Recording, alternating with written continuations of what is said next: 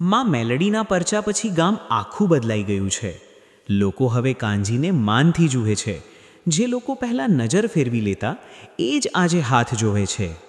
ગામવાળાઓ: આ તો એ જ કાનજી છે ને, જેની પાસે રોટલો પણ નહોતો? હા, પણ એની પાસે શ્રદ્ધા હતી અને એ જ માં સુધી પહોંચાડી.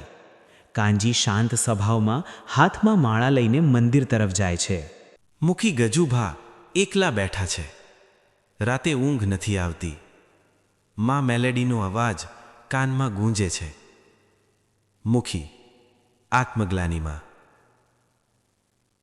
હું શક્તિ પાછળ દોડ્યો, પણ શક્તિ તો ભક્તિમાં હતી. એ પોતાના જૂના દસ્તાવેજો બહાર કાઢે છે. કાનજીની જમીનના. તાંત્રિક કાળ ભૈરવ જીવતો છે, પણ શક્તિ વિનાનો. તેની સાધના નિષ્ફળ ગઈ છે. તે કાળો યજ્ઞ કરે છે. મેલડી મને હરાવી નથી. હું પાછો આવીશ.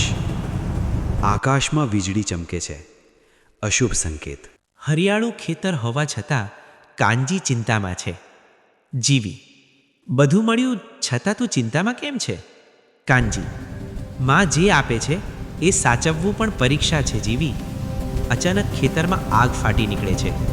કાનજી ફરી ખાલી પગે મંદિરમાં આવે છે.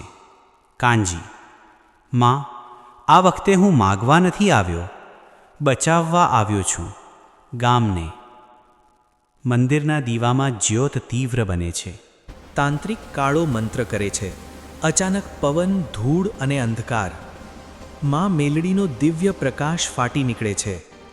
આ વખતે સંપૂર્ણ દર્શન નથી, માત્ર શક્તિનો અનુભવ. મેલડી માતાનો અવાજ: જે શ્રદ્ધાને પડકારે તે પોતે પડી જાય. તાંત્રિક જમીનમાં સમાઈ જાય છે.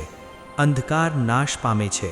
મુખી આખા ગામ સામે કાનજીને જમીનના કાગળ આપે છે. મુખી: આ જમીન નહીં, મારું અહંકાર પણ આજે પાછું આપું છું. કાનજી: માં મેલડી કહે છે, ન્યાયમાં કોઈ હારે નહીં. અંતિમ દ્રશ્ય. આરતી ચાલે છે. મંદિરની ઘંટડી વાગે છે. કેમેરો ધીમે ધીમે આકાશ તરફ જાય છે. વોઇસ ઓવર: જ્યાં શ્રદ્ધા હોય ત્યાં ચમત્કાર પોતે રસ્તો શોધી લે.